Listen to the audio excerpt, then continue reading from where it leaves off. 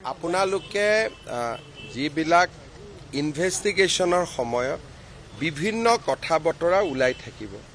যেনেকুৱা শেখৰ গোস্বামীয়ে কৈছে জুবিন গাৰ্গক বিষ দিয়া হোৱা এতিয়া 10 তাৰিখে জুবিনৰ যিটো ভিছৰা বুলি কয় ভিছৰা পৰীক্ষা ৰিপৰ্ট আহিব গতিকে 11 তাৰিখে আমি গম পাই যাম যে আসলতে কি আছে কি নাই কিন্তু পুলিচৰ দায়িত্ব হল জুনে যি কয় কেছ ডায়েৰীত লিখিব লাগিব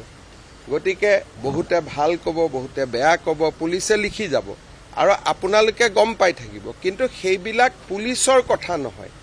সেইবিলাক এজন সাক্ষীয়েহে কোৱা কথা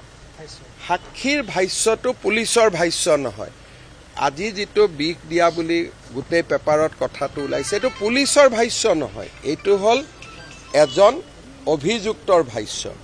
এতিয়া তেওঁ এই ভাষ্যটো কিয় দিছে নিজক বচাবৰ কাৰণে দিছে নেকি বা কাবাক ব্লেম কৰিবৰ কাৰণে দিছে নেকি এই গোটেইবোৰ তদন্ততহে ওলাব